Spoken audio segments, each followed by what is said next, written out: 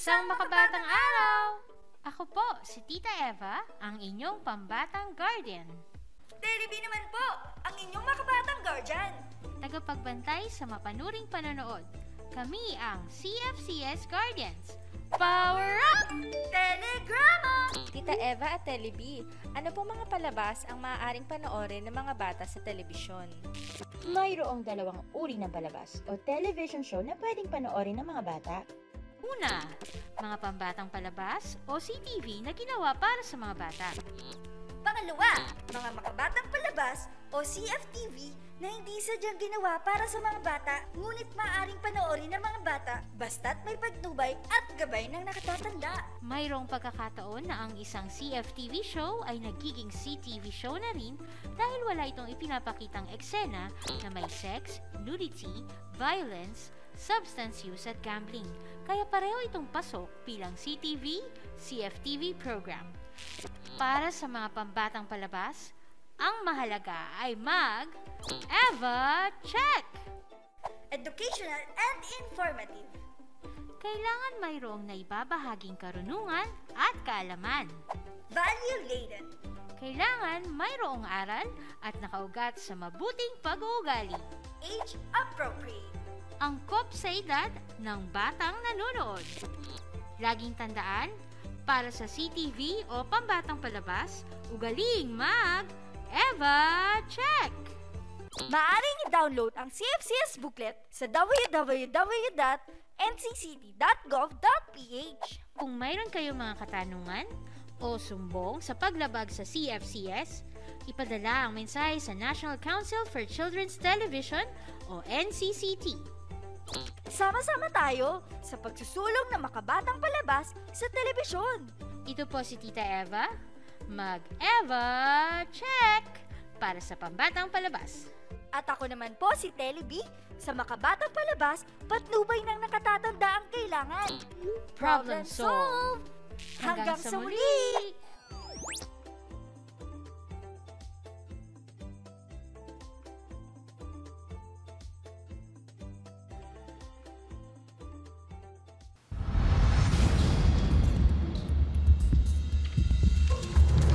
Bawat dokumentaryo, naghahatid ng kaalaman at karanasan, nagmumulat, humuhubog sa kaisipan.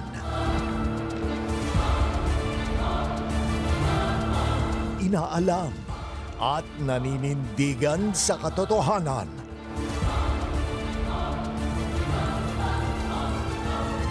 Tumutulay sa nakaraan at kinabukasan.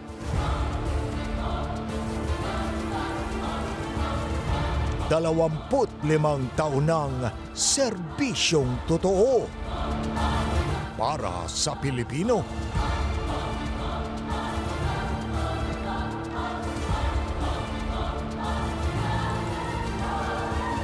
Eyewitness.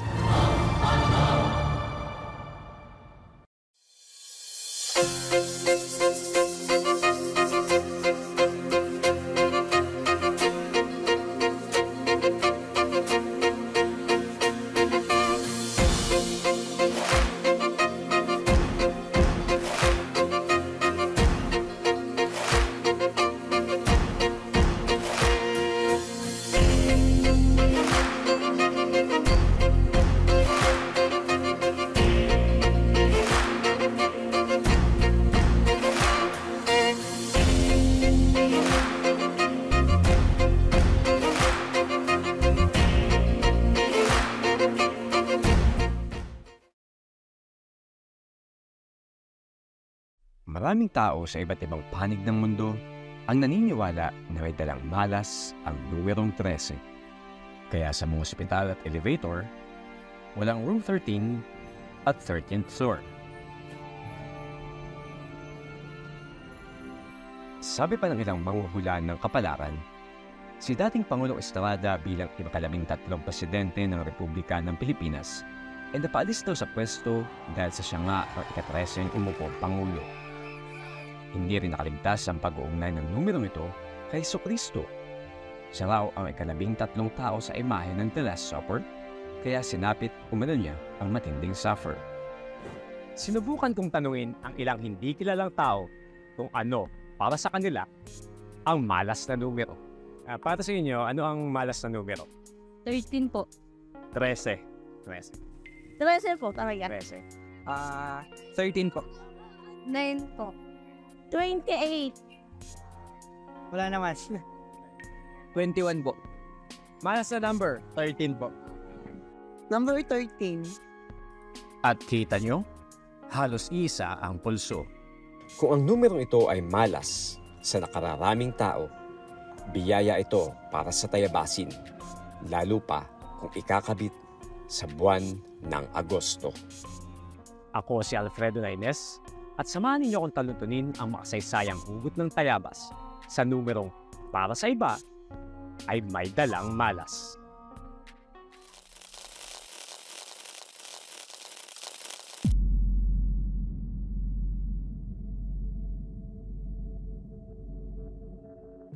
Kapag nasa Tayabas ka at sinabi mo sa tricycle driver na 13, walang mahabang paliwanagan at pasakalye.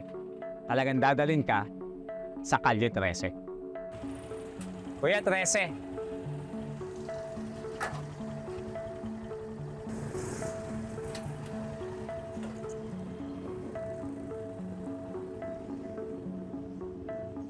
Ang 13 de Agosto na sinasabing labanan, hindi lang naman siya isang araw, no? So mula sa Lipa, yung mga nagpalaya ng lungsod o bayan ng Lipa, ito ay naganap noong June 1898. So from Lipa, June, dumiretso sila sa Tayabas, being the kabisera. No? So doon yung pag-iipon ng mga sundalo natin o revolusyonaryo natin, hindi siya isang araw lang na bakbakan. Kasi usually pinapakita, halimbawa, ganitong araw lang naglabanan, then that's it. Pag nanalo sila, tapos na yan. Yung sa atin kasi halos umabot ng 50 araw. So kanya-kanyang estratehiya, no? Paano, sino muna yung sasalakayin, alin lugar. Kasi hindi lang naman sila nakakonsentrate sa simbahan. Meron sila sa Kasarial, meron din sa Karsel Publica, meron din sa ngayon nasa komunidad. So nakapaligid dito. Ginawan sila ng tinatawag na pagtanggol, so binakuran nila to yung ng mga Kastila, at yun yung kanilang kailangan ma-penetrate ng mga sundalo natin o ng mga revolusyonaryo natin. Dito sa kalyeng ito kung saan ako nakatayo, sinasabing nagtipon-tipon ang hukbuan ni Malvat at Lukban upang ikasa ang laban na naging mitsa ng paglaya sa kamay ng mga Kastila. May marka ito sa gawing dulo at tinatawag itong monumento ng tao. Yung recruitment, nag-start na rin, nakarating na din sa Tayabas. And eventually, pagdating ng 1897, meron na silang, itong mga rebelde na ito, tinatawag na rebelde, sila na yung merong matutukoy na lugar, at ito yung Taaw. Yung Taaw na yun, strategic yung lugar, mataas yung lugar, kita nila yung kabayanan mula dun sa sa Tanaw talaga. So mula dun, 1897, September, lumusob sila sa atin, sa Kabisera, At yun yung simula ng pagpapalaya ng Tayabas, ng bayan at ng ating lalawigan. At doon aanak ngayon yung 13 de Agosto. Doon mangyayari na 1897, lumaban na tayo sa mga Kastila. Of course, natalo tayo, pero nung pagbalik natin, mas dumami yung mga revolusyonaryo, saka natin nakuha ang Kabisera noong 13 de Agosto. Nakalagak sa markang ito ang mga limot na bayaning Tayabasin na minsay nagsanggalang sa paglaya ng bayan. Ang dating sinasabi sa amin noon ay meron lang information. Maaaring ito isa pagtukoy lang ano ba yung monumento, sinong nagpagawa, maaaring ganun lang. Pero doon sa mga eksaktong mga pangalan, wala tayong nakalagay doon. Dahil nga hindi direkta nating makukuha. And it's unfortunate na wala tayong pagkilala dun sa mga naunang namatay versus itong nagpatuloy ng pakibaka from 1897, sumabak sila ng 1898. Then pagdating ng mga Amerikano, nakipaglaban pa rin sila at buhay sila. At by that time, binibigyan sila ng pensyon. At yung pensyon na yun, dahil sa binibigyan sila ng pensyon, nandun yung tala na anong ginawa mo, anong partisipasyon mo noong 1897, 1898, doon mo matutukoy, doon ko natukoy na itong mga to, ito yung nakipaglaban. At pwede mong may-associate siya doon sa 1897, 1898, 1901, 1902. Bagamat walang direktang ugnayan ang kalye at ang monumento, kapwa ito nagpaalala na hindi nananahimik ang Tayabasin nang minsan tayo ay sakupin. Nakalulungkot lang makitang hindi gaya ng ibang rebulto at makasaysayang estruktura, para bang ang markang ito ay tinitisod-tisod lamang na bato, dinadaan-daanan, tinatambayan, at pinapaligiran ng kabahayan. Yun po naman ay talagang ginawa ko din ang paraan para huwag maparkingan ng mga sasakyan. Kaso lang po talagang, kumbaga sanay matigas po ang ulo. Kaya naisip ko po nitong huling pag-aalay ng Bulaklak. Sabi ni Sir, gumawa kami ng isang resolution or ordinansa na kung sakali na magkakaroon ng nakaparking ng sasakyan ay bigyan ng kaukulang multa. Kasi nga dapat naman talaga pahalagahan niya ang lugar na yan dahil yan ay talagang makasaysayan nga. Ang pagkakapalit po ng pangalan ng kalye at ang pag-designate ng Taaw Monument na tampok na bahagi ng 13 de Agosto ay isa po sa mga hakbang ng lokal na pamahalaan para bigyan ng pagkilala at tamang paggalang ang araw na ito. Marahil, kung may batas na naglalayong ito ay mapreserba, hindi sana nakatiwangwang ang marka, nawari bang nanlilimos ng pagpapahalaga. Sa maikling kalye na ayon sa Google Map ay wala pang 1 kilometro, ang pinagmartsahan ng hukbo ni Malvar at Lukban kung saan isinigaw ang mga katagang Viva Independencia at Viva General Malvar nang mapagtagumpayan ang makasaysayang laban. Ayon kina Palad at Glorioso, nagsisilbing paalala nito ang isa pang marka. Doon naman sa kabilang dulo. Batay sa description, andito lang sa kabilang dulo. Tingnan natin.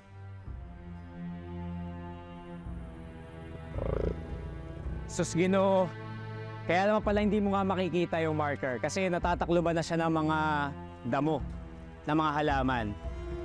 So sa tinagal-tagal ko nang naninirahan dito sa Tayabas at dumadaan dito sa kalye na to, ngayon ko lang nalaman, nandito pala yung marker ng 13 de Agosto. Nag-meet si General Miguel Malvar at si Komandante Joaquin Pacheco doon sa headquarters ng mga revolusyonaryo sa Barrio Matiuna. So sa Matiuna po nangyari yung lagdaan sa bahay ni Maestro Dolendo. So yung location na yon ay natukoy ng ating kasama sa pag-aaral ng kasaysayan ng Tayabas. Sinasabi ni John Valdeavilla na nandun pa rin yung lupa o yung lote kung saan pinirmahan yung Acta de Capitulación de Tayabas. Walang pinagkaiba ang tamis ng tagumpay ng tagpong ito sa mga tagpong sa buhay ng bawat Pilipino ay bumago. Kapara nito ang mga sandaling pinunit ng higit 500 katipunero ang kanikan nilang sedula sa Pugad Lawin na hudyat ng pagtiwalag sa Kastila noong 1896. Pampulong sa Balintawak upang simulan ang pagsasanggalang sa kalayaan at ang pag-uugayway ng bandila ng Pilipinas sa kawit bilang tanda ng ganap na kasarinlan. Sinubukan kong hanapin sa pahina ng ilang librong pamparalan sa asignaturang kasaysayan ng Pilipinas ang tagpong naganap sa 13 de Agosto. Bigo ako. Hindi kasama ang pangyayaring ito sa mga itinuturo sa mga mag-aaral sapol na magsimula ang formal na edukasyon sa bansa. Yun yung malaking problema. Hindi siya nare-recognize dahil walang pagtukoy, direktang pagtukoy sa mga national historians. So, nabanggit na August sa mga aklat. Pero hindi siya definite. Sa taya ng mga historiador na Tayabasin, nasa 50% pa lamang ng mga naganap sa kasaysayan tungkol sa Tayabas ang mga naugat at napag-aralan. Kung kaya, hindi nakapagtatakang marami ang hindi gagap na minsan sa kasaysayan, ito ay naganap. Gayunman, maraming pagtatangka na rin ang ginawa ng mga Tayabasin upang gunitain ang mahalagang papel nito sa nooy naging mailap na kalayaan Mula sa makasaysayang labang iyon, ganap na itinuring ang Agosto 13 bilang araw ng Tayabas. Tama lang na sa akin, yung 13 de Agosto dapat ginugunita pa rin natin yan. Ito yung talagang date kung kailan sinasabi natin na tama na kayo. Dito kami, ito na yung aming kalayaan at dapat nating lagi itong kinikilala, ilang buhay ang naibuwis, para dyan, at yun ay hindi lang dahil dun sa 13 de Agosto, yung labanan na yun sinimula na ni Apolinario de la Cruz ng 1841, 1843, at ilang taon bago mo ma-reach yung freedom mo ng 1898, at ngayon po pa ba sila kakalimutan, kung kailan mo nakuha yung kalayaan mo mula na sinimulan ni Hermano Poli noong 1841, dapat mas bigyan mo ng pagkilala itong paglaya natin instead na yung kung ano man na iba pang mga celebration. Ang lagi ko namang hinihiling doon kilalanin natin yung 13 de Agosto na as is. Kung may duda, hindi matatapos kasi yan hindi matatapos yan, Pero ano yung pinagdududahan natin, yung kabayanihan versus the pecha? Diba? Ang sa akin, ang pinugunita natin yung kabayanihan. Regardless kung ito ay 13, 14, 15, 16, pero kung daan ng mga tayabasing yung nagbuwis ng buhay, daang mga tayabasing na nakipagbakbakan direkta, yun ang kailangan i-commemorate. Subalit sa nakalipas na panahon, bigo itong gunitain kapara kung paano ito ay pinakita ng mga nakatatandang tayabasin.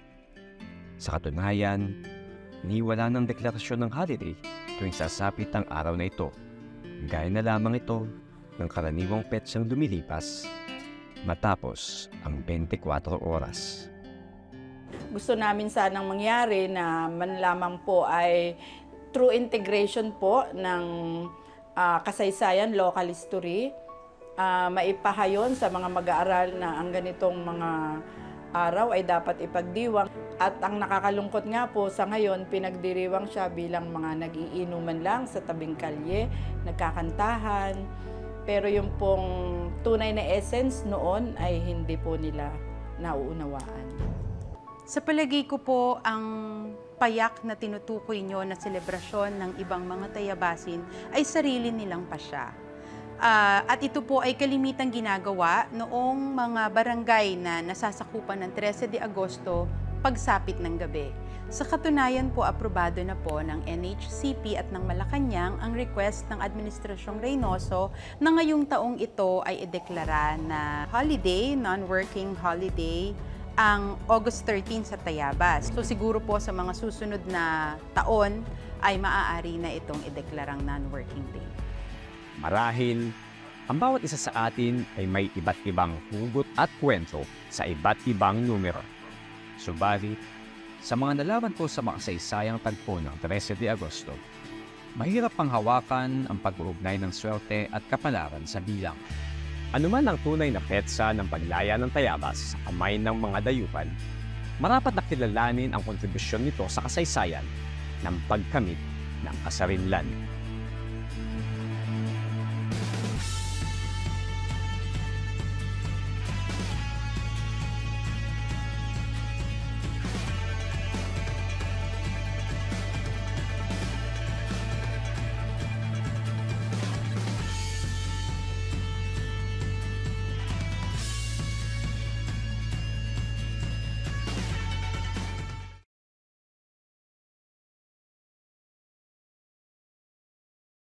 Mga kaibigan, narito na ang top 10 finalists sa Adult Division.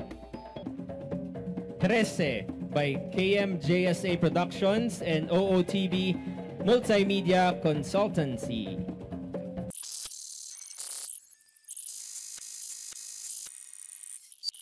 Kung ang numerong ito ay malas sa nakararaming tao, biyaya ito para sa tayabasin, lalo pa kung ikakabit sa buwan ng Agosto.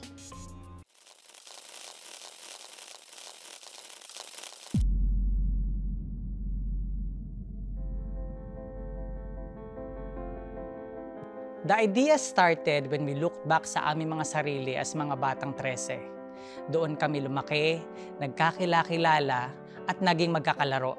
Kinumpleto ng kalyeng iyon ng aming pagkabata, pero naging kulang ang aming paglaki na hungkag yung nalalaman namin tungkol sa kung ano nga ba ang meron sa kalye na tinatawag na 13. Alam naming bahagi yon ng kasaysayan, pero yung paano at bakit, kulang na kulang kami sa kaalaman. Yung recruitment, nag-start na rin, nakarating na din sa Tayabas. And eventually, pagdating ng 1897, meron na silang, itong mga rebelde na ito, tinatawag na rebelde, sila na yung merong matutukoy na lugar. At ito yung Taaw. Ano? Yung Taaw na yun, strategic yung lugar, mataas yung lugar, kita nila yung kabayanan. During my years as a kid, sinubo ko ring alamin yung kwento ng 13. Siguro nga'y hindi rin ganun ka-interesado yung mga kabarangay ko. Napawi rin yung interest ko. Ang tangi ko lang naaalala sa kalye na iyon ay yung saya habang naglalaro ng tagu-taguan at tumbang preso. So mula doon, 1897, September, lumusob sila sa atin, sa kabisera. Ano? At yun yung simula ng pagpapalaya ng Tayabas, ng bayan at ng ating lalawigan. At doon, ngayon, doon aanak ngayon yung 13 de Agosto. Good thing na nabuksan ng Doki Bata yung pagkakataon na tuklasin namin yung lalim at kwenta ng kwento. Upon realizing kung paanong ang kalyeng iyon ay naging pipinsaksi sa nagdaang kasaysayan ng pagkakamit ng kasarinlan, pilit kong inaalala kung nasaan ang pinagdaanan kong paggunita ng mga kabarangay sa ambag nito sa paglaya. May guilt na kasama pa ako noon sa mga nagiinuman lang, walwalan at sayawan. Doon mangyayari na 1897, lumaban na tayo sa mga Kastila. Of course, natalo tayo, pero nung pagbalik natin, mas dumami yung mga revolusyonaryo, saka natin nakuha ang kabisera noong 13 de Agosto. Ako, I was like, ito yun? Ito yung makasaysayang kalye? Tinatambayan, pinaparadahan lang ng mga sasakyan, binababoy at nilalapastangan lang. Baka kung sa iba to napunta, biyaya ito. Sagrado ito at hinding-hindi hayaang nakatiwangwang lang. Walang pinagkaiba ang tamis ng tagumpay ng tagpong ito sa mga tagpong sa buhay ng bawat Pilipino ay bumago. Kapara nito ang mga sandaling pinunit ng higit 500 katipunero ang kani-kanilang sedula sa Pugad Lawin na udyat ng pagtiwalag sa Kastila noong 1896. Pampulong sa Balintawak upang simulan ang pagsasanggalang sa kalayaan at ang pag-uugayway ng bandila ng Pilipinas sa kawit bilang tanda ng ganap na kasarinlan. Ang lagi ko namang hinihiling doon kilalanin natin yung 13 de Agosto na as is. Kung may duda, hindi matatapos kasi yan hindi matatapos yan. Pero ano yung pinagdududahan natin? Yung kabayanihan versus the pecha? Diba? Ang sa akin, ang pinugunita natin yung kabayanihan. Regardless kung ito ay 13, 14, 15, 16, pero kung daan ng mga Tayabasin yung nagbuwis ng buhay, daang mga Tayabasin na nakipagbakbakan direkta, yun ang kailangan i-commemorate. Sinubukan kong hanapin sa pahina ng ilang librong pamparalan sa asignaturang kasaysayan ng Pilipinas ang tagpong naganap sa 13 de Agosto. Bigo ako. Hindi kasama ang pangyayaring ito sa mga itinuturo sa mga mag-aaral sapol na magsimula ang formal na edukasyon sa bansa. Bahagi ng pagkilala sa Agosto 13 ay ang bumuo tayo ng mga kagamitang panturo na itatampok ang Agosto 13 para maipakilala ng lubusan sa ating mga mag-aaral ang kahalagahan ng araw na ito. Hindi lamang sa lungsod ng Tayabas, kundi sa buong bansa na ang Tayabas ay merong malaking kontribusyon sa kasaysayan at sa pagpapalaya sa bansang ito. Ilang buwan buhat nung umugong yung dokumentaryo ng 13 noong 2023 sa Tayabas. Sumiklab ang anunsyo ng isang malaking balita na humudyat ng pagbabago. Walang kapantay na siya sa amin nang malamang may ganap na itong pagkilala sa pambansang kasaysayan. So may official declaration na siya from the provincial government, Quezon Independence Day. And sa ngayon ay officially na-recognize na rin ng national government natin, especially yung NHCP at ng Malacanang yung 13 de Agosto. Kaya naiproklama yung holiday ng Tayabas. Talagang natuldukan na po ang mga usapin patungkol kung kailan nga ba talaga po lumaya ang ating lungsod o ang ating lalawigan ng Tayabas. Finally, nagawa ng kilalanin ng batas ang ambag ng 13 sa kasaysayan. Para sa batang ako, alam ko na kung anong meron sa kalyeng Kinalakan. At ipinapangako ko, hindi na magiging mangmang sa kwento nito ang mga batang gaya mo. Yun yung fulfillment na natamo namin sa pagdodokumento ng 13. Biguman kaming makasilat ng pwesto, pero higit sa pwesto, natamo namin ang katarungang hinihingi ng aming advokasya, ang kilalanin, pahalagahan, at itanghal sa bansa ang pitak ng bahagi nito sa kasaysayan. Bukod sa araw ng Tayabas na ating ipinagdiriwang ngayong araw, inaalala rin natin ang kagitingan at katapangan ng ating mga kababayan na nakipaglaban para sa ating kalayaan. Ang Tayabas po ay patunay na ang Pilipinas ay bayan ng mga magigiting.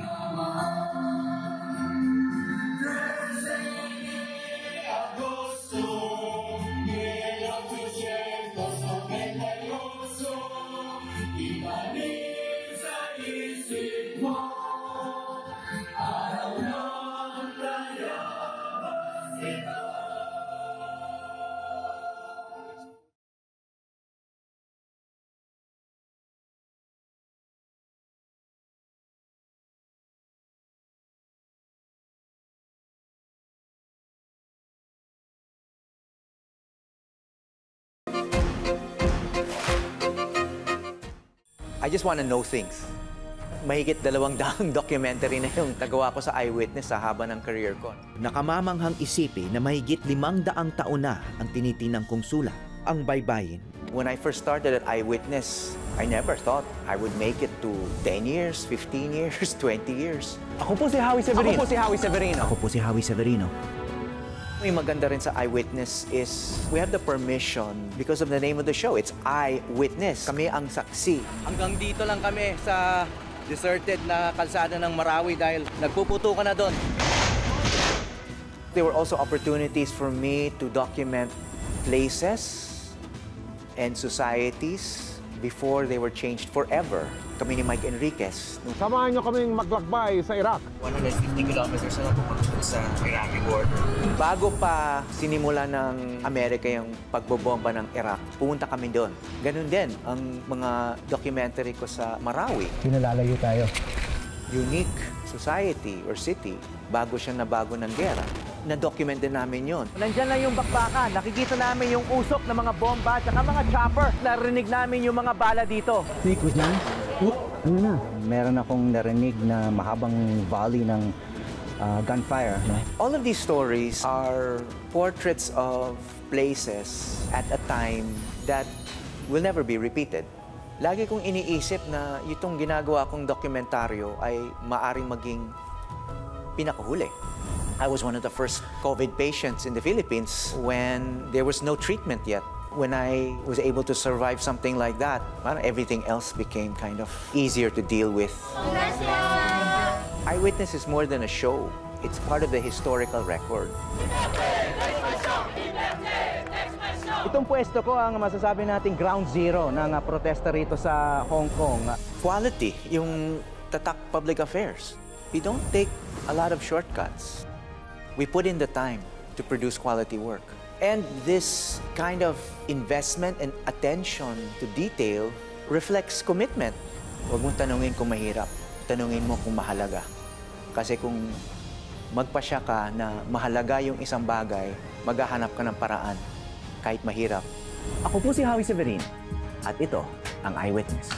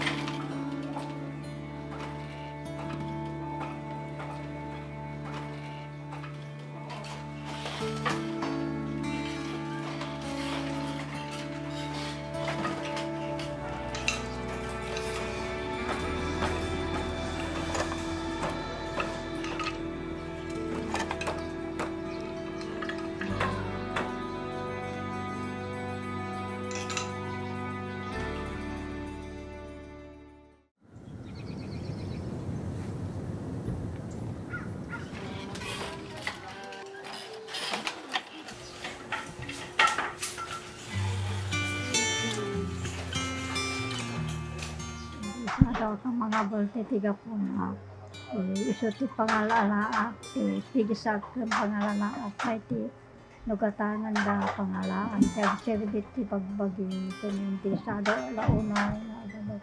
Sunod inat nga iso ti ungar ti bagit. Sigon na hindi kagabali di malpas si tao. Madi ti bagpagi, hindi kagabali sa mga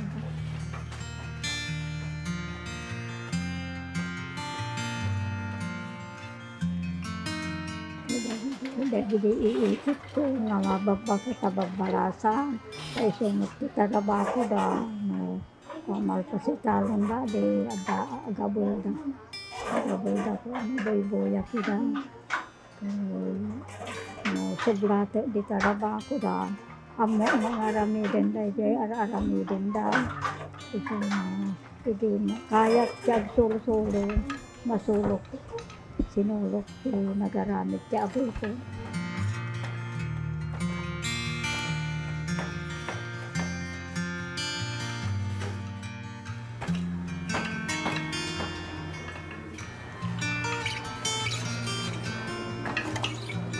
Masukot kanya sa matungkal. Jadi day bagbagada di na-order na to dyan CCA. Isupay natin bagbagada da kita. Ado ti makasuro-suro. Pagyamana mo tika napatag kanya da kita. Ado da nga umamayo nga susuro. Matungpal da din bagbagada. Tiso man napatag kanya da ita. Ingat na kabaulak. Itulong ko mo. Kabaulak kadakwa ng kaya na ibaga. Tanda mo may puro ida nga agaran. Tigas to yun. Hindi lang may bagbagada.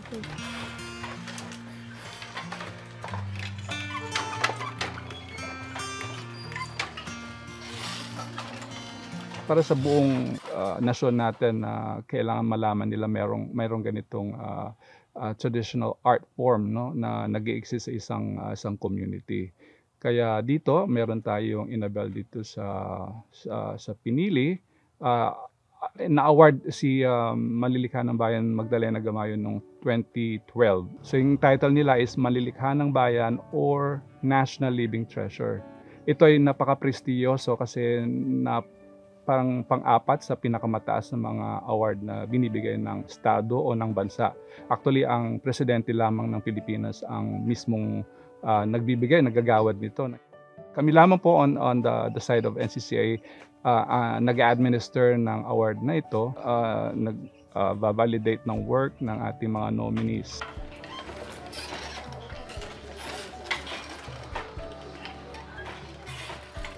Ito ay isang pagkakakilanlan ng pagiging Ilocano din, yung paggawa ng inabel.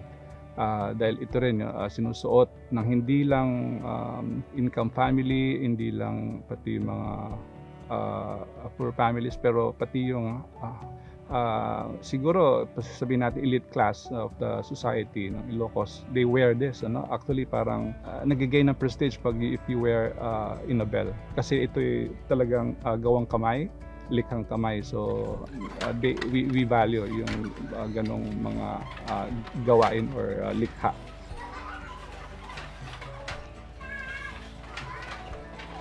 Noong unang panahon, kada pamilya kasi gumagawa sila ng sarili nilang abel or inabel.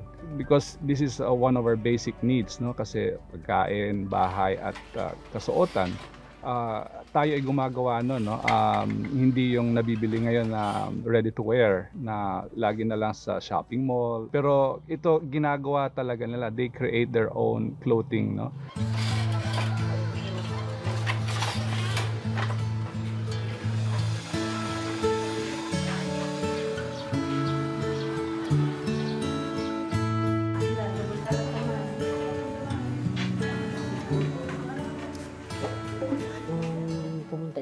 taga-NCCA, ay nana, bibili kami ng lumang damit na abel, sabi ng mga taga-NCCA. Ipinakita niya yung mga ginagawa na noon. Kaya yun ang nakadiskubre na siya ay magaling na mag-abi.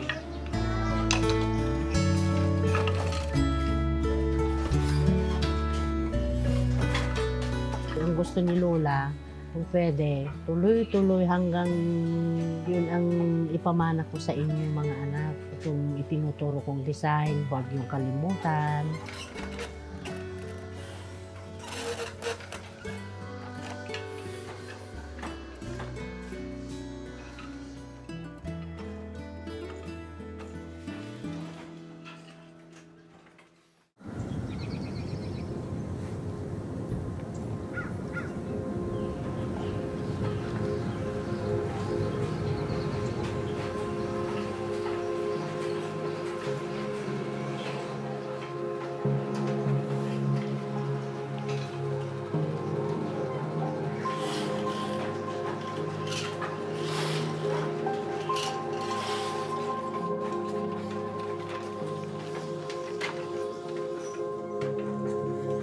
Una ko pong nakita ang paghahabi nung nandito po kami sa bahay.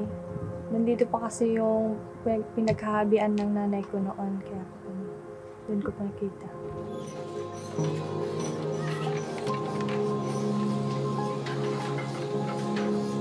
Naisip ko po noon na parang gusto ko pong subukan, kaya yun po nagpaturo po ako sa nanay ko. Nung una po, nahirapan po ako kung paano gumawa ng paghahabi. Dahil mahirap po ito gawin. Yung umpisa po, yung mga paggan ay paglagay sa sugod. Ganun.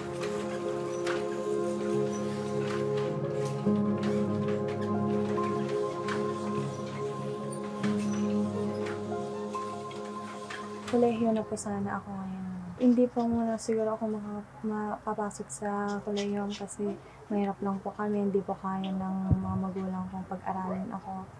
Kaya magtatrabaho po muna siguro ako. Sakit po kasi gusto ko pong sana makapasok sa kolehiyo. Pero okay lang po. Naintindihan ko naman po siya na wala po kami pera. Gusto ko pong sanang makatapos ng teacher. Sa yung guro po.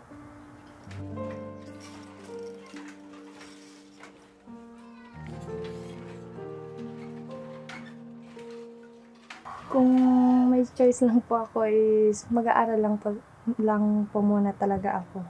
Gusto ko pa rin po talaga maging isang degree holder. Para naman hindi mababang tingin sa amin. Dito po kasi kapag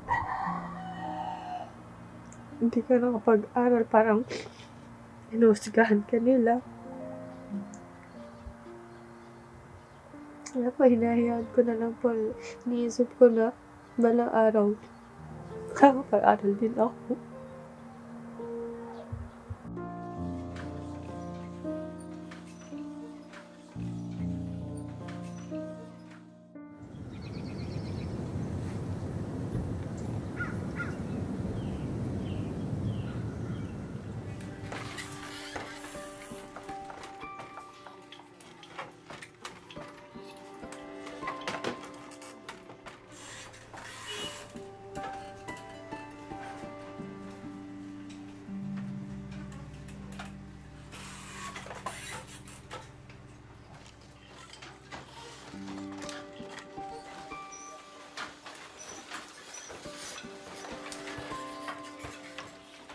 Napapag-usapan niyo po ba na nagiging problema yung konti na lang yung naghahabi ngayon? Opo. Ano po sinasabi niyo? Hayaan nyo na anak.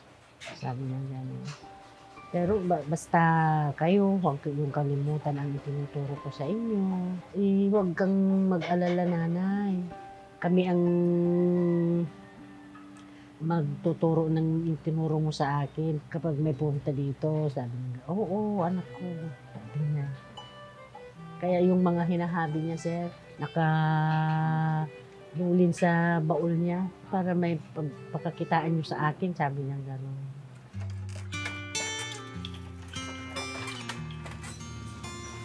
Kung kukonti kasi ang makakapag-aral nito, siyempre may panganib din na hindi ma-sustain, no? Pwede pa rin mawala, no? Kaya kung marami tayong maengganyo na magpunta at mag-aral dito sa Gamaba Cultural Center ni MB Gamayo, ay magkakaroon sila ng oportunidad, no, na mapag-aralan ito. Napakalaki at napakahalaga, no, dahil noon parang medyo slowly vanishing or something like ganun ang estado, kasi wala nang maraming mga kabataan na nagkakaroon ng interest. So napaka-importante yun, no, na dapat hindi maputol, no, yung pagpapasa ng ating kaalaman at mga skills sa mga younger generations. Kasama natin si Malilikan ng Bayan Magdalena Gamayo. Ang kanyang pangarap ay magtuloy-tuloy ito, no? Dapat sana ito'y hindi mawala sa atin dahil ito ay parte ng ating kultura at tradisyon.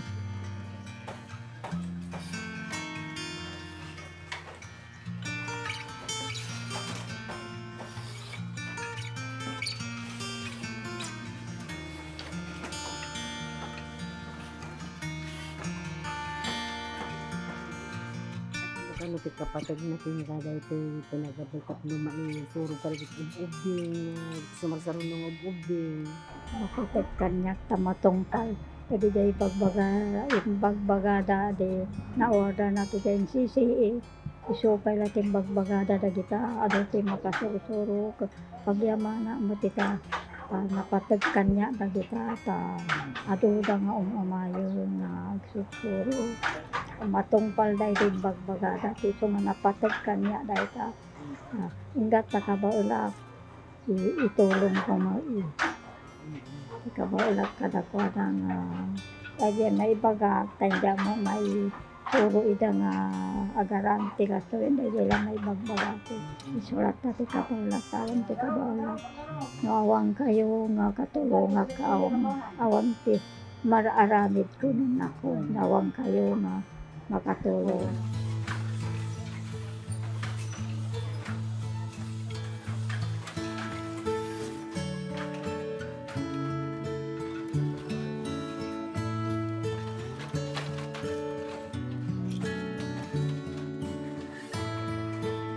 Kung marami tayong maengganyo na magpunta at mag-aral dito sa Gamaba Cultural Center ni MB Gamayo, ay magkakaroon sila ng oportunidad, no, na mapag-aralan ito.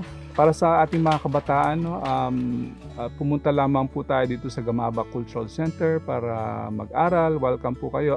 We provide free training program, no. NCCA provides the Certificate of Completion ng training program, and we provide also free snacks and other weaving materials na gagamitin sa pag-aaral ng paghahabi.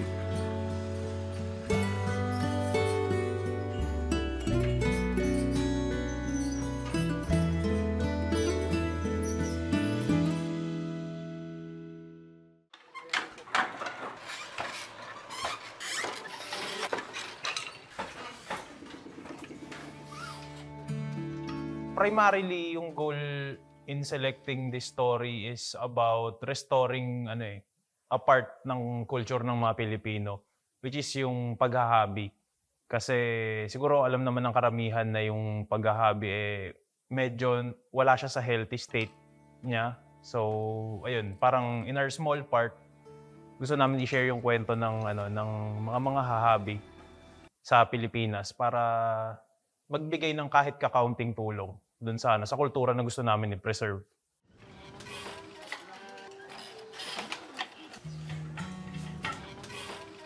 Napagdesisyon na namin na importante siyang bahagi ng pagka-Pilipino. Kung may magagawa kaming ambag, pag-restore ng kultura sa pag-aalaga ng kultura, parang mali naman siguro na hindi namin bigyan ng pagkakataon yung mga sarili namin na maging bahagi dun sa restoration tsaka sa protection ng cultural identity ng mga Pilipino, lalo na dun sa mga kababayan sa Ilocos. Importante itong documentary tungkol sa mga hobby ng Inabel sa Ilocos.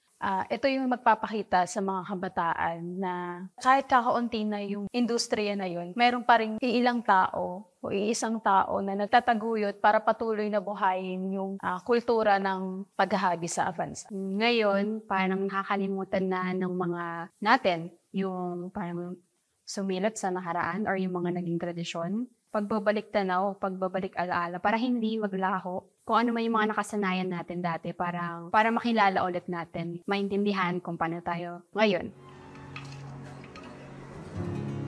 Dahil nga parang matanda na siya, si Nanay Magdalena. So medyo nahirapan kaming i-shoot siya. Kailangan namin dumistansya sa kanya. Iniingatan nila yung si Nanay Magdalena dahil sobrang tanda na nga niya. Medyo na siya sa sakit lapitin. So medyo doon parang nagkaroon ng challenge yung pag-shoot namin. Isa sa karakteristik ni Nana Magdalena na tumatak talaga sa akin is yung passion niya, saka yung kagustuhan niya na ipagpatuloy yung pamana ng kanyang mga magulang at yung kultura na meron yung mga taga-Ilocos. Kasi para sa akin, importante na kahit isa man lang na tao na makikitaan mo na hindi niya kinakalimutan yung kultura at may nagpo-push man lang na buhayin pa yung ganitong industry. Bukod sa location, medyo malayo, communication barrier kasi parang ilan lang din naman yung marunong mag-Ilocano sa team. So, kailangan nyo rin mag-adjust or mag-tap ng mga tao para magkaintindihan kayo ng case study.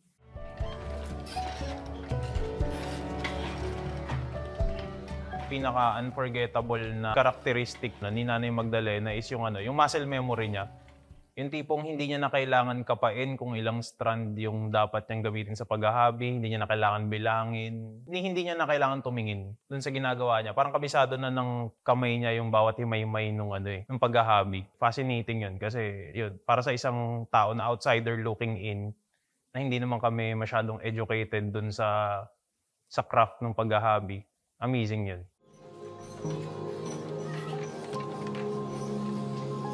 Siguro na-improve yung sense of respect dun sa mga Pilipino na nagtataguyod ng mga ganitong klase ng craft. Lalo na, di ba, sabi ko nga kanina, yung goal is to protect or to improve yung promotional value ng paghahabi sa mga Pilipino. So sa amin, na naging bahagi kami ng promosyon na yun, kahit papano tumulong sa pagpoprotekta nitong craft na to, malaki siyang boost dun sa mindset ng team kasi ang basic goal kasi ng documentary is inform by entertaining people. So nung na-achieve naman namin yung goal na yun, naging added motivation siya na ipagpatuloy yung trabaho, na ipagpatuloy na maghanap ng mga ganitong klaseng storya. Na nakakatulong din sa mga nakapanood. Nakakalungkot kasi syempre, 'di ba, may produkto sariling atin ginagawa pero parang hindi siya ganoon ka tinatangkilik ng mga tao na yung mga Pilipino. Rin siya, nakakatuwa siya kasi may tao pa walang willing gumawa ng mga gantong produkto para sa kultura.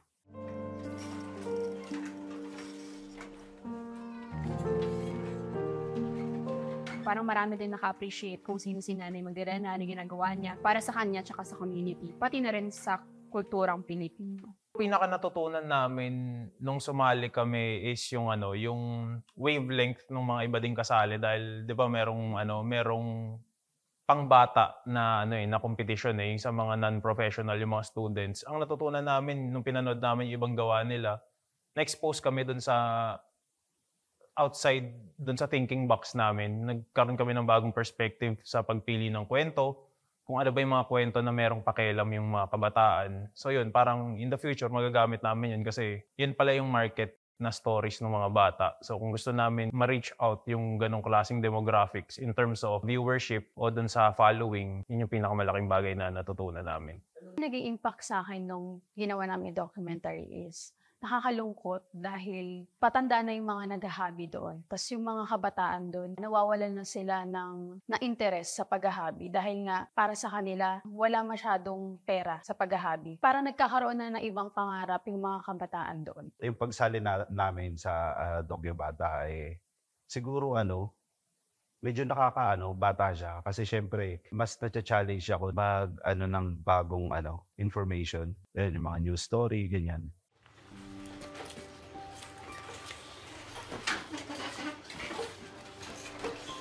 Para sa siguro sa mga aspiring documentaries. Tuloy-tuloy lang nila yung paggawa ng documentary. Kung may naisip sila na gawin nila. Kung sa tingin nila medyo hindi maganda yung yung istorya na naiisip nila.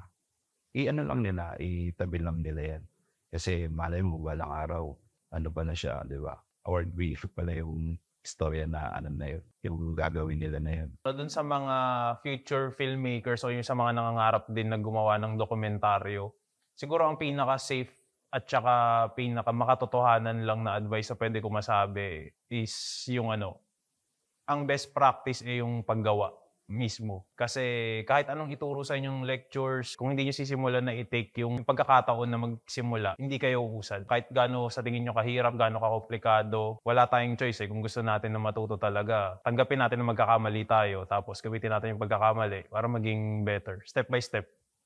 Walang gumagaling agad. Sa mga gustong gumawa ng docus, kailangan lang nila ng tiyaga talaga. Kasi syempre, matrabaho siya. Pero pag na-try mo na, pag nandun ka na, tuloy-tuloy naman na yan. Worth it naman yan pag nakita nyo na yung outputs and yung impact nun sa mga nanonood. Patuloy kayong maghanap ng mga storya na kapupulutan ng aral at inspirasyon ng mga kabataan to be better people.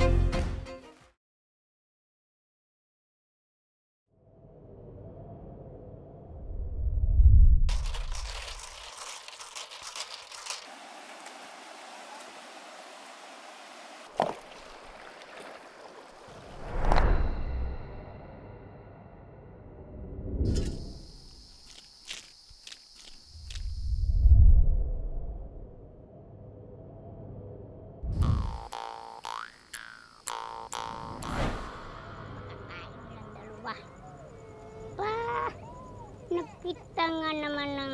Sila ang Tribo Iraya, kabilang sa 8 tribo ng mga katutubong matagal nang nananahan sa mga kabundukan at kagubatan ng Mindoro. Dito sa bayan ng Paluan, Kanlurang Mindoro ay matatagpuan ang mga katutubong pamayanan at mamayan na bagamat namumuhay na sa makabagong pamaraan ay muling inaalala ang kanilang mga naglalahong tradisyon at kultura. Gayon din ang kanilang paghahangad na muling makaugnay sa kanilang bahi o kaibuturan ng kanilang kultura at pagkakakilanlan. Ako si Solomon Sambutan, isang katutubong Iraya dito sa lugar na ito. At dito po ako ipinanganak, kaya ito po yung lupa namin tinubuan.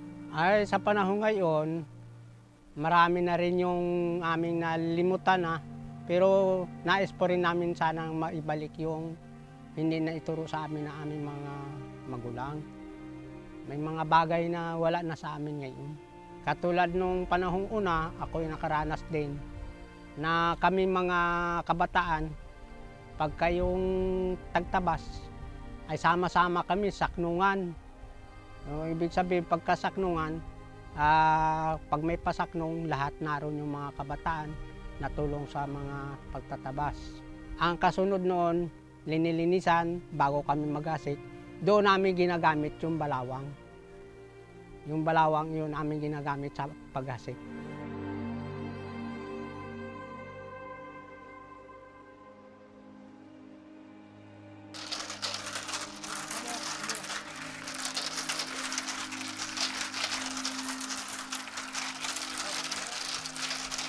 Halimbawa, kami maghasik ng palay, ayun lupa, sinisibat muna ng balawang. Giganyan yun. Para mga kabataan, mga babae, yan ang mga taga-bubod ng palay. Ay kuminsan, mga babae, ay mahirap na trabaho yung pagbabalawang, bakras, yung matarik ang kaingin. Mga babae hindi ari magbalawang. Kaya kadalasan, trabaho ng mga lalaki yung magbalawang.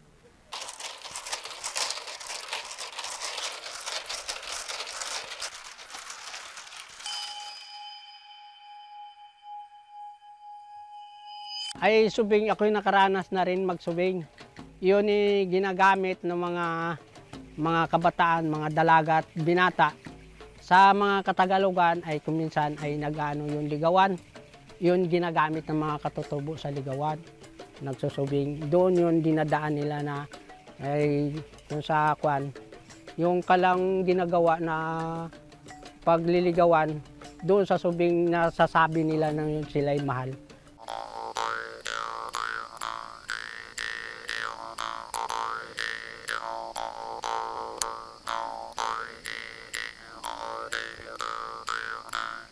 Yung isang susubing na babae, kahit malayo at narinig yung subing, naiintindihan nila. Yung kukuha ka ng kawayan, yung pagkuha ng kawayan, depende ang pagkuha mo.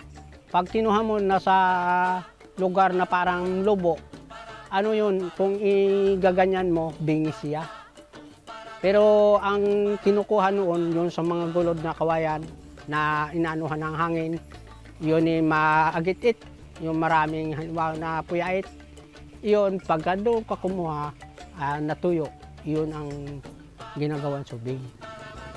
Yun, pagka gusto mong mahaba yung pinakabaraso niya, malakas ang tunog niya, pero pagka maiksi, ay mahina ang tunog. Sa paglipas ng panahon at pagtahak sa mas modernong pamaraan na kanilang nakukuha sa mga Tagalog, sa kasalukuyan, wala ng mga binata at dalagang katutubo na gumagamit ng subing sa kanilang pagliligawan.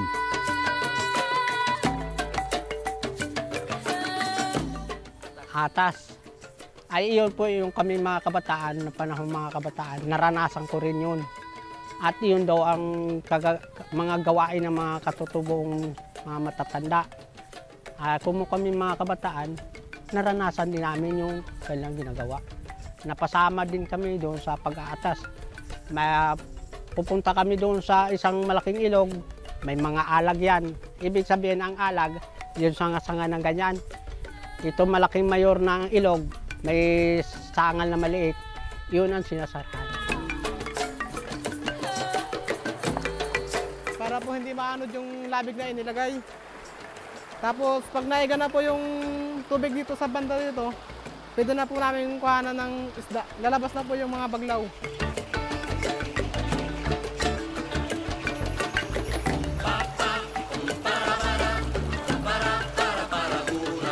Nilagay po yung mga bato sa pinapatas para naiga po yung parte ng itong kabilang ilog na ito.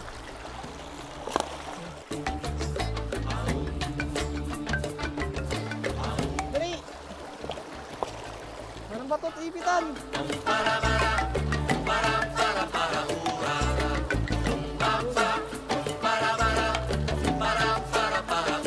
Wanang bato. Ipit natin.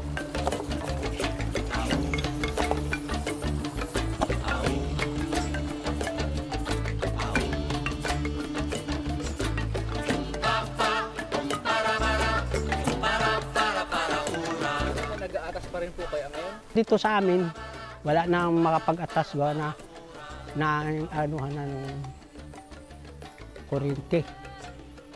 Doon sa parting pahinugasan, doon sa ilog ng Binwangan, doon madalas pa may nag-aatas.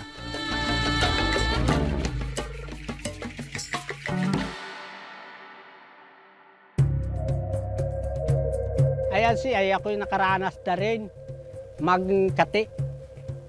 Yun ayan. Ay may manok ako na minsan ako nag-alaga ako humiram ako ng mansok. Yung mansok, kung titawagan na mansok, iyan yung dati ng pangati na marami nang nahuli. Kaya tinatawag na mansok. Yan, umiram ako at ako'y nagkana ng kwan, may natilaok ng labuyok. Adi tinirikan ko sa silong, iyon yung CI. Inilalagay yung CI muna bago inilalagay sa gitna ang manok na pangati. Ay sa aming mga katutubo, pag tag-araw, masyadong kami sa trabaho. Yung trabaho namin pagka-araw ay katulad niya, magagamas, magtatabas ng maglinis ang baliuyan. Pagkagabi, iyon yung nagkakaipon sa mga bahay, yung mga bata, pag alam na ikaw ay marunong mamuyboy, inuutosan ka. Ay hala ka, tata, ikaw mamuyboy. Ay hala. Kung sa Tagalog, ang pamuyboy ay yung kwento na si Juan. Si Juan Liberador, si Juan Tamad, iyon. Sa amin naman, ang pamuyboy, yung mga guraan, may mga arigbuto, alsiabang, saklang hipon, saklang sapot, taga-unayan, pagbaritaan, iyan yung mga bida doon sa pamuyboy. Sa pagpasok ng makabagong teknolohiya sa kanilang pamayanan, unti-unti na ring naglalaho ang kultura ng pamumuyboy tulad ng ibang naglalahong tradisyon at matandang pamaraan, nanganganib na tuluyang mabura sa kanilang pagkakakilanlan ang kanilang wika. At lahat ng ito kasabay ng pag-usad ng panahon. Ay sa panahon ngayon ako medyo may edad na ngayon ko naalaala na dapat maisalin ko sana sa mga anak ko o magiging apo yung tradisyon na sinauna na katutubo. Katulad niya, kauna-unahan ni Kako, yung na dapat sana maibalik yung mga ganun. Ay ang nakaloko ngayon, talo na yung cellphone. Kahit bata maliit, ay yun ang cellphone ang ginagamit. Ay kung yun sana ay maano yung mga cellphone, maaaring maibalik yun. Pero kauna-unahan na dapat maibalik yung aming salita na Iraya. Dapat na ipreserba po ng bawat mga katutubo, lalo na dito sa bayan ng Paluan, kahit man lang sana yung ating wika, na yan po yung mga pagkakakilanlan ng isang katutubo, yun po ay medyo nabawasan, bagamat merong ilan na lamang na hindi naman talaga ganon kapulido po yung kanilang mga pag-uusap. Ano-ano nga ba ang mga punot pinagmulan ng dahilan kung bakit unti-unti nang nawawala ang mga tradisyon at kultura ng mga katutubong sanay tahimik na naninirahan sa mga bundok? Siguro ang dahilan din po nito ay yun nga yung pagbaba ng ating mga kasamahang katutubo, nung ating mga magulang, yung aming mga magulang nung mga panahon na sila po ay bumaba, ay diyan pumasok yung ating mga yung pagpapaaral ng mga kabataan. At siyempre, isang naging dahilan siguro ng medyo pagkawala ng kultura ay yung pa rin ating mga relihiyong pumapasok na nagbibigay ng mga iba-ibang mga pagpapakilala sa ating mga katutubo. Ang pagkaalam ko, kauna-unahang nakapagpababa sa amin, yun relihiyon. Ang relihiyon kasama na yung pag-iipon ng mga estudyante para makapag-aral. At na-influensyan, na matinding maika-influensya yung politika. Yan ang mga bagay na bago talaga sa amin. Dahil kung hindi kami binaba, ay hindi mawawala sa amin yung tradisyon ng katutubo. Napakahalaga na maipreserba at maprotektahan ang kultura at pagkakakilanlan ng ating mga katutubo.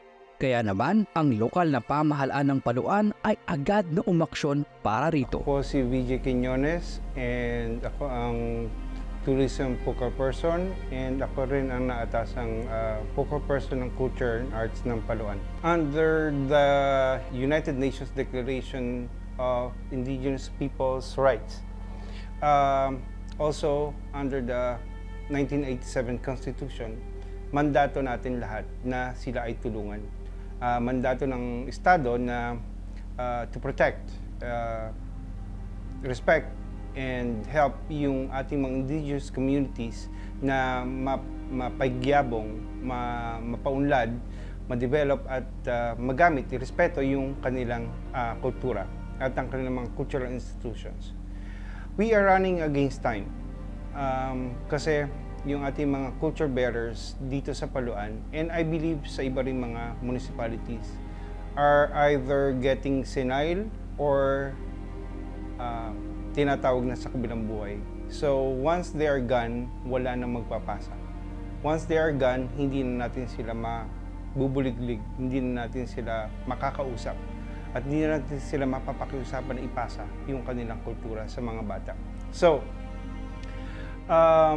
the Office of the Municipal Tourism of Paluan came up with an idea, yung Project Pauwawo, and our main objective is to help bequeath or ipasa ng mga mas nakatatanda sa mas nakababata yung ating natatanging kultura dito sa Paluan, yung ating mga natatanging pagkakakilanlan, yung mga pamana ng ating lahi ay maipasa sa mas nakababata sa atin para magkaroon ng continuity yung natatanging pagkakakilanlan ng lahing Paluan at ng pagiging Paluan ng Paluan. Bahing kultura ng tao ng Paluan or ng Occidental Mindoro ang gusto nating i-expose, i-discover ng iba, ma-appreciate,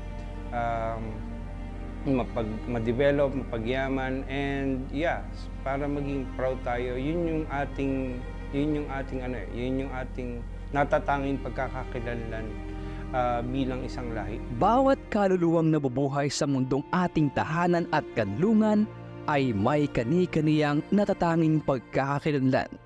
Bawat kasaysayan, bawat kultura at bawat tradisyong nakabit sa pagkatao ng bawat isa ay marapat na marinig, maanagaan, maprotektahan at habang buhay na manatili sa gunita. Habang buhay na mag-iwan ng bakas, habang buhay na manahan sa ating mga puso sa katapusan man ng mundong ating ginagalawan.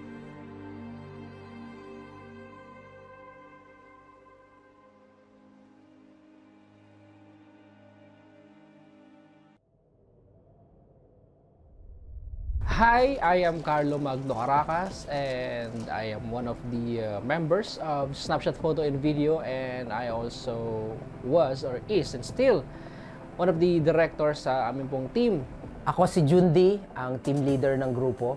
Ako si Ray Rivero, ang videographer and editor ng team. Ako si Daniel Abanero Jr., isa sa mga videographer sa team.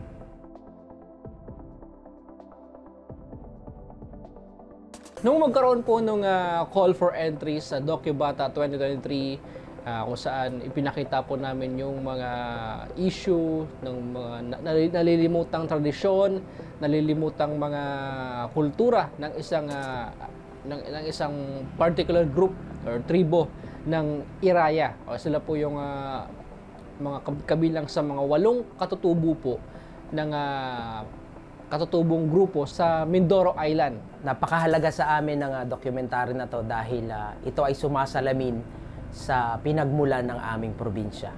Ang Iraya po ay isang grupo ng mga katutubo na kabilang sa 8 grupo ng mga naninirahan sa isla po ng Mindoro, particular sa Oriental at Occidental Mindoro. Ito pong grupo ng mga Iraya, sila po yung mga general or karamihan, majority ng mga naninirahang katutubo dito po sa may bayan naman ng Paluan sa Occidental Mindoro. Napili namin ang kwento na to dahil napansin namin na unti-unti nang nawawala ang kultura ng mga katutubo dito sa aming probinsya. At unti-unti na itong napapalitan ng mga makabagong pamamaraan. Naiisip namin na mahalaga yung kwento na napili namin para malaman din ng ibang tao or mamamayan ng Occidental Mindoro kung ano ba yung mga dapat nilang malaman sa kultura ng mga katutubong Iraya or ibang katutubo pa. Para na rin maging aware sila or maging aware yung mga tao just in case na may ma-encounter silang katutubo para din makapagbahagi din ng ilang kultura nila. Sila ay may kanya-kanyang pagkakakilanlan at isa po ito sa mga natutunan ko nung ginawa po namin yung documentary na to ng Bahi Iraya. So ang Bahi Iraya comes from the word Bahi na ibig sabihin sa English ay core or sa Tagalog kaibuturan. Kaibuturan ng kanilang pagkakakilanlan ng pagiging isang katutubong Iraya. Ang isa sa naging pagsubok na naranasan ng aming team sa paggawa ng dokumentary na ito ay ang kakulangan sa pondo, sa budget dahil lahat ng gastos nanggaling sa aming sariling bulsa at hindi biro ang layo ng tribo ng mga katutubo para mapuntahan ito. Kinailangan po naming umakyat sa mga bundok kung saan naroon po yung mga katutubong Iraya. Kailangan po naming dumaan sa mga ilog. Siyempre, nandun yung inabot kami ng gabi. Pero hindi ito naging hadlang upang maabot namin ang tribo ng mga Iraya at mapakita kung ano ba yung mga kulturang unti-unti nang nawawala sa panahon ngayon dito sa aming probinsya. Personally, nakatulong ito sa akin dahil nakita ko na napakahalaga pala ng kultura dahil ito yung nag-build sa isang probinsya. Lalo na dito sa aming probinsya, sa probinsya ng Mindoro. Dahil sa mga katutubo na nagsimulang manirahan sa lugar na to, sila yung nagsimula, nagturo ng mga kultura. Kaya nung makita ko, sabi ko, nakakalungkot dahil hindi dapat mawala ang ganitong mga kultura. Dapat itong manatiling nakatatak sa isipan ng bawat Mindoreño. Pero nung nakatungtong kami dun sa pupuntahan namin, yung lahat ng pagod, yung hirap, nawala lahat. Kahit na medyo mahirap, kahit na nakakapagod, masaya kami. Masaya yung buong team na malaman pa kung ano yung ibang kultura pa nila. Habang nandun kami sa lugar nila or sa tribo nila, syempre kailangan namin makahalubilo, kailangan namin may pagkwentuhan, kung ano yung kinakain nila, kinakain din namin. Ginawa namin talaga na kumonekta sa kanila para maramdaman din namin kung ano yung nararamdaman nila. Masaya. Yun lang, masaya lang. Since gusto namin, andun yung kagustuhan namin na magbahagi ng kwento, ibahagi yung kwento ng mga nawawalang tradisyon, nawawalang kultura ng mga katutubong Iraya, ay nagpatuloy po kami at yun, nandun po kasi yung goal namin. Gusto namin ipakita sa buong mundo na merong tribo ng mga katutubong Iraya na sa kabila ng pagdaloy ng panahon, sa kabila ng pagpasok sa modernisasyon, sila mismo nawawala yung kanilang bahi, nawawala yung kaibuturan, nawawala yung kanilang tunay na pagkakakilanlan bilang isang mga katutubong Mindoreño. Ang isang kahangahangang nakita ko sa mga katutubo ay yung kahit pahirap na pahirap yung buhay, pilit nilang tinataguyod yung pamilya nila. Pilit nilang pinoprovide kung ano man yung pangailangan ng pamilya nila. And kahit gano'n yung sitwasyon, mas pinipili nilang umiti. Hindi na nila iniisip yung problema, basta masaya sila. Nung pinasok po namin yung mundo ng dokumentaryo, nagkaroon ako ng natutunan ko na napakalawak ng mundo at napakaraming kwento ang dapat nating ibinabahagi. Masasabi ko na sobrang sulit yung paggawa ng dokumentaryo na to dahil ang dami naming natutunan na isa dito na palagi mong yakapin yung kultura na iyong kinagisnan. Dahil ito yung bumuo sa pagkatao o sa pagiging Mindoro ng mga taga rito sa Mindoro. Natutunan ko ang pahalagahan ng kultura ng Katutubo dahil dito nagmula ang kwento ng aming probinsya. Ang natutunan ko sa paggawa ng film na to ay yung mga kahalagahan ng kultura nila at yung kahit anong hirap ng buhay, dapat palagi kang masaya.